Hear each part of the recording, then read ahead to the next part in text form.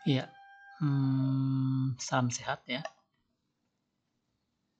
Di video akhir tahun, di video ini dibuat untuk refleksi akhir tahun atau catatan-catatan di akhir tahun dan awal tahun ya, yang terkait dengan saham. Karena tahun ini tahun yang berat bagi dunia usaha maupun ekonomi kita,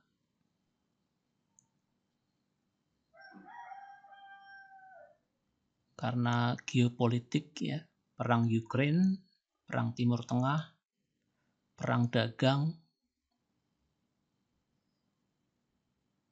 Ya, semoga di tahun 2025 ini keadaan kita akan lebih membaik.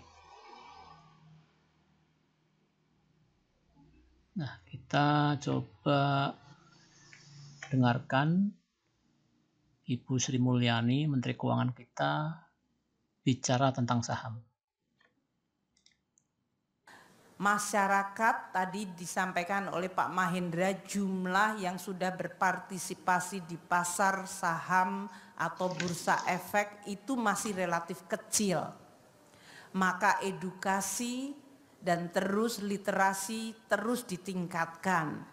Namun kita, mungkin Pak Mahendra, saya terus harus berinovasi, mendorong instrumen-instrumen yang jauh lebih affordable untuk masyarakat kecil bisa berpartisipasi. Kami di Surat Berharga Negara sudah membuat pecahan yang sangat kecil, sehingga sekarang di dalam basis investor SBN itu kita banyak menemukan pelajar dan mahasiswa sudah memulai beli surat berharga negara. Itu positif untuk kita semuanya. Saya berharap demikian juga dengan saham. Dulu waktu saya dan Pak Mahendra, Pak Peri masih remaja, kami masih mahasiswa, kita mulai diajari mengenai bursa efek Indonesia. Paham mengenai jual beli saham. Sekarang seharusnya ini sudah mulai diajarkan bukan di tingkat mahasiswa lagi, tapi bahkan di tingkat sekolah dasar. Sehingga mereka menjadi getting familiar with dengan bursa efek. Dan ini hanya bisa dilakukan kalau kita juga bersama-sama. Nanti masuk ke kurikulum, bagaimana cara penyampaiannya, dan bagaimana mereka merasa terbiasa dengan transaksi. Tentunya kalau masyarakat sudah mulai mendiversifikasi tabungan dan menciptakan pendalaman, kita juga bertanggung jawab Pak Mahendra untuk agar saham-saham yang dijual belikan adalah saham-saham yang sehat, yang berasal dari fundamental perusahaan-perusahaan yang dikelola dengan tata kelola yang baik. Sehingga masyarakat tidak merasa bahwa mereka membeli sebuah surat berharga yang ternyata tidak berharga. Ya, cukup ya. Itu cuplikan dari saya ambil dari Kompas TV pada bulan Januari tanggal 2 2025, yaitu awal tahun atau tepatnya di pembukaan Bursa Efek Indonesia. Ya, kita tutup. Ya, ini keadaan bursa selama kurang lebih 1 tahun, ya, di mana indeks kita juga mengalami penurunan karena dengan melemahnya mata uang kita, rupiah, terhadap US dollar. Karena ekonomi Amerika sedang baik-baik saja. Terus ada ancaman perang dagang oleh Donald Trump terhadap Cina terutama, yang menyebabkan mata uang Amerika menguat. Ya, di samping ya memang pertumbuhan Amerika itu cukup menggembirakan ya bagi bangsa Amerika tentunya. Nah, di sini ya komposit ya. Komposit di atas di bawah MA berapa ini ya? Oh, MA 26 ya. Jadi ya downtrend ya, masih downtrend karena di MA 26. Walaupun udah mulai berbalik arah, reversal. Apakah ini pengaruh dari January effect? Kurang tahu. Ini pengaruh dari windrash ya, window dressing di akhir tahun kemarin, terutama di 2 hari terakhir dan di 2 hari awal tahun, tanggal 2 dan tanggal 3. Mudah-mudahan bisa rally ya di bulan Januari ini. Dan mungkin kalau sempat akan kita buat video khusus tentang January effect, terutama saham-saham yang naik di awal tahun ini. Ya, ini bursa kita secara charting ya. Kita ke PowerPoint ya. Nah, ini indeks ditutup di 7.079 ya. 0,91. Jadi menguat 0,62%.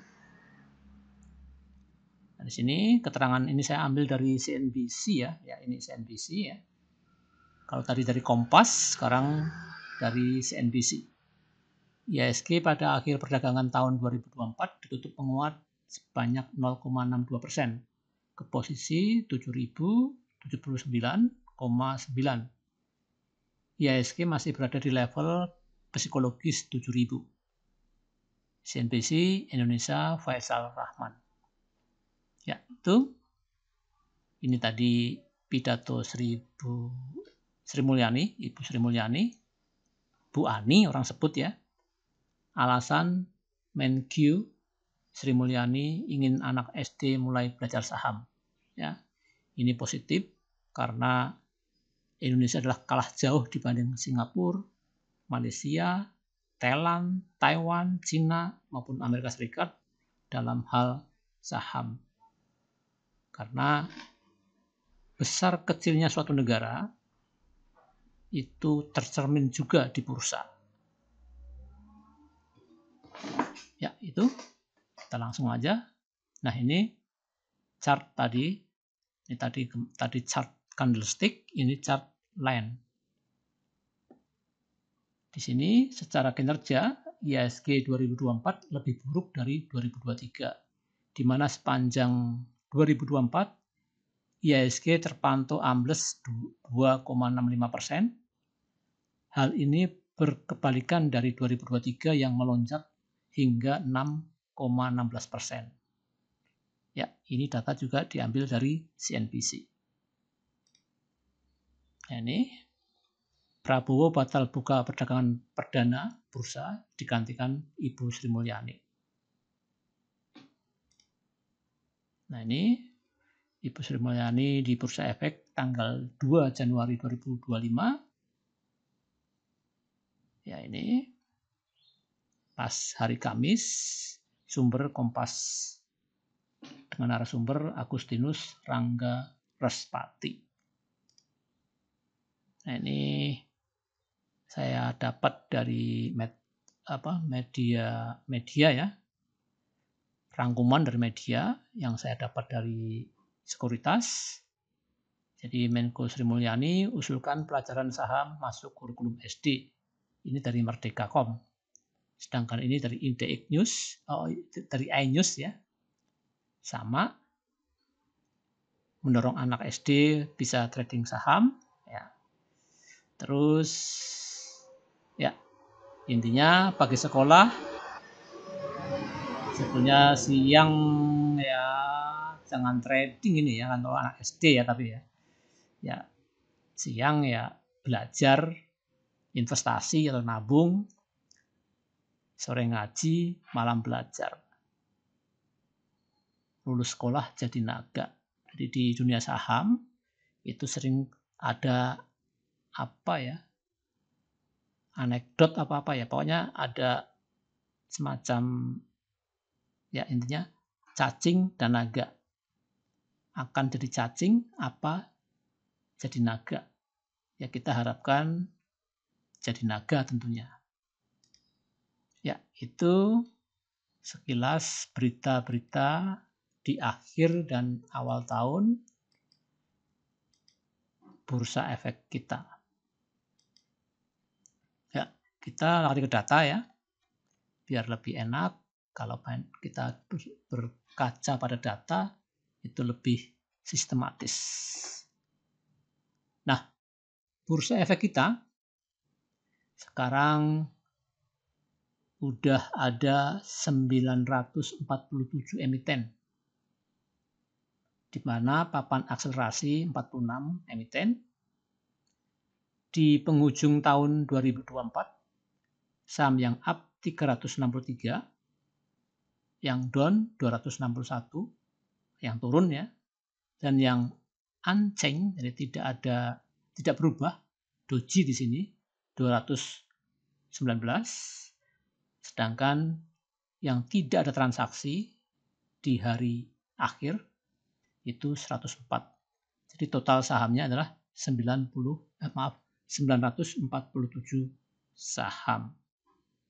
Di sini terbagi menjadi MSCI 21, LQ 15 atau 15. Jadi LQ 15 ini maksudnya adalah anggota LQ 45 tapi bukan IDX 30 ya. Jadi 45 kurangi 30 ketemu 15. Terus IDX 30 itu sendiri, LQ 45 itu sendiri, IDX 80 ya. Itu yang menentukan bursa.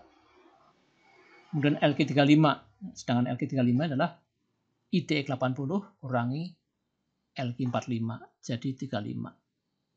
Small medium cap ada 394, ini disclaimer on, datanya tidak valid ya, maksudnya berubah-ubah, tapi ini jarang, datanya cukup sulit ditemukan.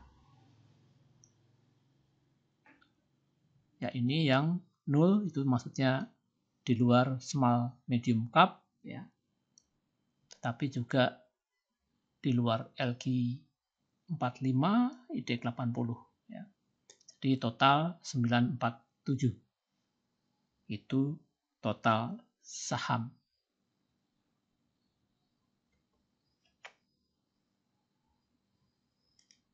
Ya. Coba kita besarkan dikit ya. Atau kita pause dulu. Ya, ini keadaan bursa dari hari ke hari, dari day by day, week by week, month by month. Di mana penurunan bulan Desember 2024 bursa kita di minus 0,48%. Terus penurunan tahun 2024 itu sebanyak minus 2,65%. Ini 0,48% itu untuk bulan Desember dibanding bulan November. Nah, di akhir tahun 2024 yaitu 30 Desember, 27 Desember ya, ini net sell by foreign atau jual beli bersih asing ya. Untuk tanggal 30 Desember itu minus, jadi net sell 254 miliar. Hari Jumat sempat plus di 199 miliar. Ingat, ini di pasar regional. Ya, kami tidak mencantumkan pasar nego ya. Karena kebiasaan ya, dari dulu memang saya meringkas yang pasar reguler. Pasar nego tidak sempat meringkasnya. Itu ya. Jadi dengan valuasi Jumat sempat rendah ya, di mana valuasinya 5,7 juta.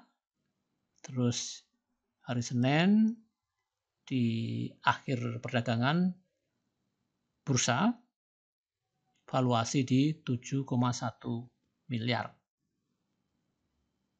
Nah, terus ini ada kemarin di akhir November, bukan akhir bener ya, biasanya sih akhir untuk bulan November tahun 2024 ini kok agak lain. Kenapa? Dimana MSCI atau akhir rebalancing itu di tanggal 25 November 2024. Dimana Antam di del dari big cap di MSCI sedangkan yang di add di small cap yaitu ANTM, itu pindahan dari turun derajat dari big cap ke small cap yaitu ANTM, Wika, Semri, Film, dan Inco.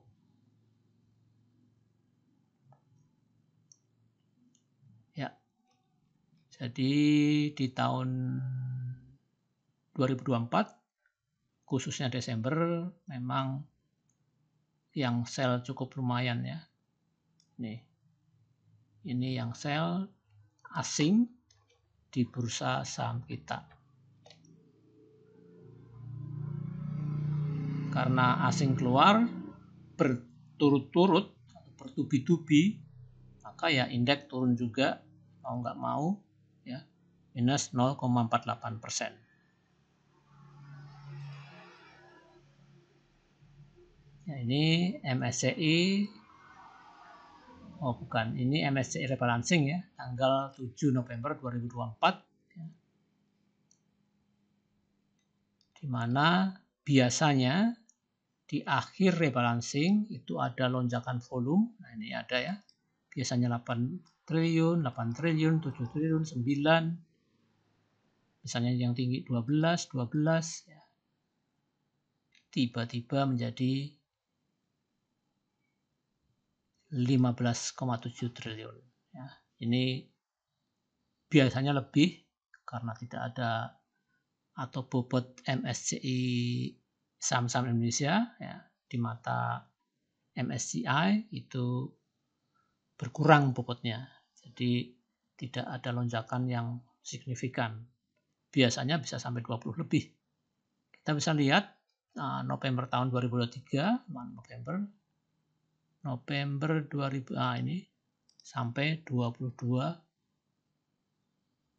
triliun pas akhir rebalancing MSCI. Bandingkan tadi 15. Pernah lagi sampai 33 triliun, 30 lebih lah triliun ya. Itu pas masa Covid. Ya. Ini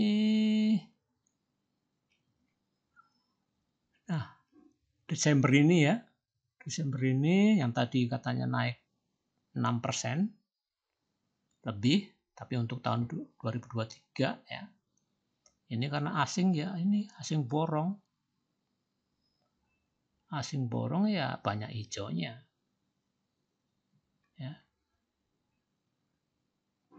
Ya, asing borong jadi banyak hijaunya. Ya, itu. Terus saya kira cukup ya. Cukup ya untuk sebuah catatan aja akhir tahun di mana indeks itu seperti apa gambarannya di akhir tahun untuk bahan refleksi untuk tahun 2025 Desember yang akan datang ya. Dimana di sini diterangkan bulan Desember walaupun tanggal 3, 4, 5, 6, 9, 10 itu naik lumayan kencang, tapi langsung dibalas dengan penurunan yang kencang juga. Ini, bahkan sempat 3,29% tuh. Ini news apa ya? Bahkan 2 kali ya.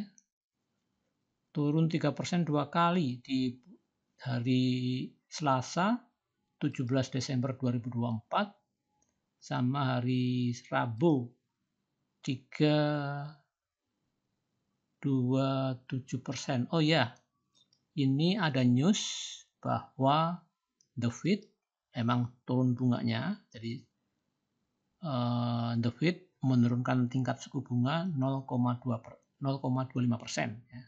Tetapi memberi prospek ke depan atau pandangan ke depan bahwa tahun 2025 The Fed kemungkinan akan mengurangi dari tadinya 4 kali penurunan suku bunga menjadi hanya 2 kali penurunan suku bunga.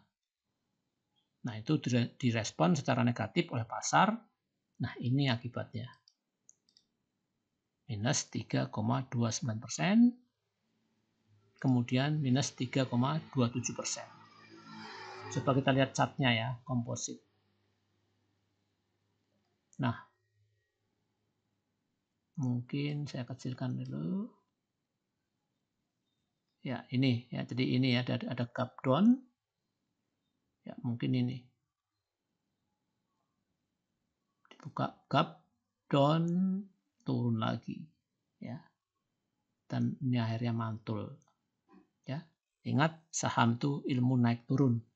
Ilmu merah hijau. Ini merah hijau. Ya, jadi ini ada gap down karena sentimen negatif dari The Fed yang mengurangi suku bunga yang tadinya 4 kali hanya 2 kali, walaupun itu masih perkiraan atau rencana.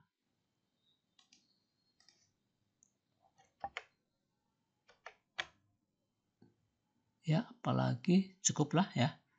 Kalau yang tertinggal ya biarkan tertinggal.